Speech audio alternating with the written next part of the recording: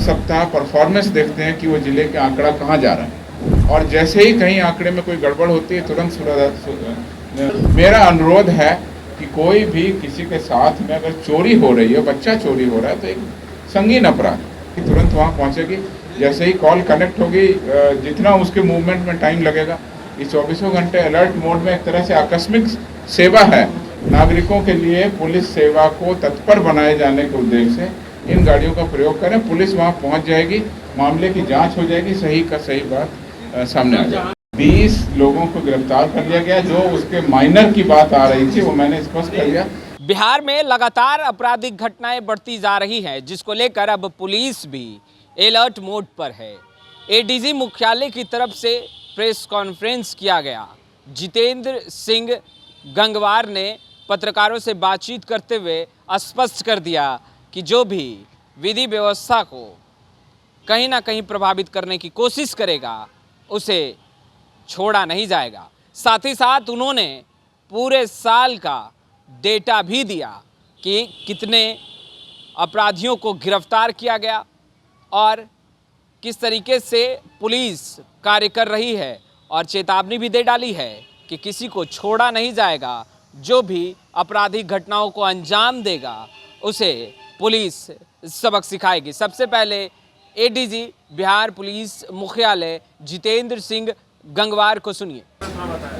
नवादा की घटना के बारे में मैंने कल भी आप लोगों को बताया था, कई प्रेस को सूचना दी थी। इस मामले में जो हम लोगों के संज्ञान में आप लोगों के माध्यम से आया, उसका संज्ञान लिया गया और इस मामले से जुड़े जो सभी बिंदु हैं उस सभी बिंदुओं पर गहन जांच कराई जाएगी और उस गहन जांच के बाद ही आपको हम लोग स्थिति स्पष्ट करेंगे। अभी किसी भी बिंदु पर कुछ कह पाना उचित नहीं है। सभी बिंदुओं पर जांच कराई जाएगी जैसा निर्देश मुझे मिला है। बगैर जांच कहे हमने आपको कहा है, तो अब उसका अर्थ समझिए। जांच कराई जाएगी, आपको बता दिया जाएगा। अभी जांच का आदेश मेरे पास में नहीं है, जब वो आ जाएगा तो आपको सूचना दे दी जाएगी। और मैंने आपको जो कहा है कल भी यही कह दिया था। इसके अलावा अब हम लोग रेगुलर मिलेंगे, मिलेंगे और अभी पुलिस के संसाधनों से वो काम हो रहा है। पहले आपने जो बात कही है वो वाहन उत्पाद विभाग के द्वारा दिए जा रहे थे, अब पुनः उस पर विचार हो रहा है और विचार होने के बाद में अभी पुलिस अपने संसाधनों से काम कर रही है। टास्क फोर्स यथावत है, उसके कर्मी यथावत है और कार्रवाई भी यथावत। सर, बिहार में कई जगह से बच्चा चोरी की घटनाएं सामने आ रही है। इस पर हम जितनी मीडिया की मुहिम भी हम कल से चलाने वाले हैं। क्या कुछ कहेंगे, क्या कुछ अपील करेंगे, क्या कहेंगे हमारे मुहिम? बच्चा चोरी की घटनाएं प्रकाश में नहीं है। बच्चा चोरी की बात कह करके इशू को डाइवर्ट करने के कुछ मुद्दे आए थे। मैंने आपको पहले भी बताया था, एक्सीडेंट हो गया मेला में और लोगों ने हल्ला मचा दिया, शोर कर दिया कि वो बच्चा चोरी करके भाग रहा है, जिससे कि पुलिस उसको पकड़ ले, आम जनता उसको पकड़ ले। तो इस तरह से एक अफवाहन सूचनाएं कहीं कहीं से आई हैं, उस पर पुलिस के द्वारा तुरंत कार्रवाई की गई है। और जहां कहीं भी इस तरह की अगर अनावश्यक तूल देने की बात या अफवाह फैलाने की बात या जानबूझकर मामले को टर्न करने की बात प्रकाश में आएगी, पुलिस के द्वारा उन सब लोगों के विरुद्ध भी कार्रवाई की जाएगी। मेरा अनुरोध है कि कोई भी किसी के साथ में अगर चोरी हो रही है, बच्चा चोरी हो रहा है, तो एक संगीन अपराध, लेकिन हर मामले में बच्चा चोरी हो जाना, बच्चा उसके साथ में था कि नहीं था, किसका बच्चा था, कौन था, इसको भी देखना चाहिए। और इसीलिए मैं आपसे कहता हूँ कि आम पब्लिक को डायल 112 की जो सेवा है, जिसमें 400 गाड़ियाँ हमने लगा दी हैं और सभी गाड़ियाँ इक्विप्ड हैं, पटना में जगह जगह वो खड़ी रहती हैं, उनका यूज़ करें। वो गाड़ी तुरंत वहाँ पहुँचेगी। जैसे ही कॉल कनेक्ट होगी, जितना उसके मूवमेंट में टाइम लगेगा, इस 24 घंटे अलर्ट मोड में एक तरह से आकस्मिक सेवा है नागरिकों के लिए। पुलिस सेवा को तत्पर बनाए जाने के उद्देश्य से इन गाड़ियों का प्रयोग करें। पुलिस वहाँ पहुँच जाएगी, मामले की जाँच हो जाएगी, सही का सही बात सामने आ जाएगी। देखिए, आपको स्पेसिफिक केस अगर ऐसे अचानक पूछ देंगे तो थोड़ा मुश्किल होगा। आपके प्रश्नों को मैं रख लेता हूं। मैं कल या परसों जब भी प्रेस कॉन्फ्रेंस करूंगा तो मैं आपके सामने सिवान रखूंगा। मामले में एक बात सामने आ रही है सर, सिवान वाले मामले में एक बात सामने आ रही है। एएमआईएम के चीफ असदुद्दीन ओवैसी ने ट्वीट कर कहा, आरोप लगाया कि रस्सी में बांधकर माइनर बच्चे को ले जाया गया, उसी सिवान पत्थरबाजी इंसिडेंट वाले बात। देखिए, मैं आपको, मुझे जो जानकारी मिली थी उन्होंने क्या कहा मुझे उसकी जानकारी नहीं है। मुझे जो सूचना मिली थी उसके बारे में आपको बता दिया। स्थिति पूरी तरह शांतिपूर्ण है। 20 लोगों को गिरफ्तार कर लिया गया। जो उसके माइनर की बात आ रही थी वो मैंने स्पष्ट कर दिया। कम से कम 13 साल उसकी उम्र है, जो आंकड़ों में पुलिस के रिकॉर्ड में दर्ज है।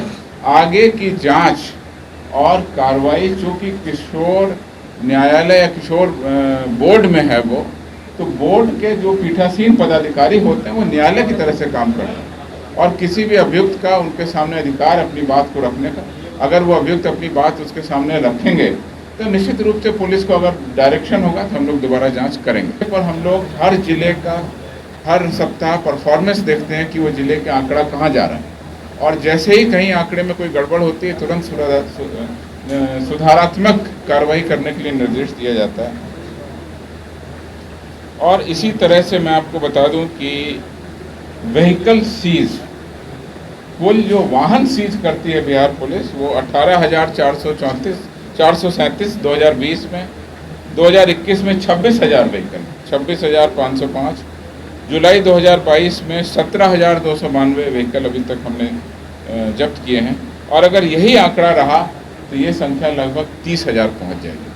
तो कुल मिला के मैं समझता हूँ कि इसमें अगर हम लोगों ने प्रेस नोट बनाया है तो आपको इसको आज दे देंगे और वर्ड फाइल में भी दे देंगे, तो जिससे कि आप लोगों को सहूलियत रहे। इसी प्रकार के बहुत सारे आंकड़े हैं। सवाल है और मैं कहना चाहता हूं कि आप लोगों का सहयोग रहता है हमेशा सूचनाओं के आदान और प्रदान के लिए।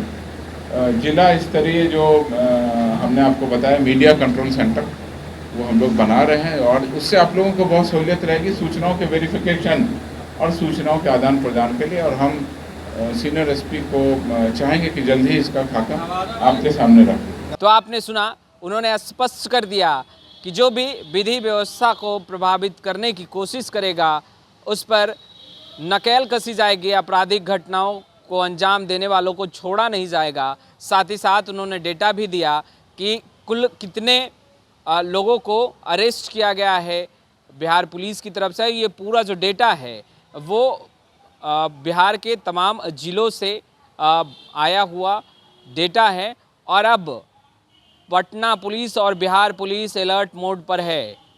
जितेंद्र सिंह गैंगवार ने स्पष्ट कर दिया है कि वैसे किसी भी लोगों को बख्शा नहीं जाएगा जो कहीं ना कहीं आपराधिक घटनाएं करने की कोशिश करेंगी और कहीं ना कहीं विधि व्यवस्था को असर पहुंचेगा। उन तमाम चीज़ों पर बारीकियों से नज़र रखी जाएगी। खैर, लाइव स्टीज के साथ बने रहें। अब तक आपने हमारे चैनल को सब्सक्राइब नहीं किया, तुरंत सब्सक्राइब कर ले। आपका बहुत बहुत शुक्रिया।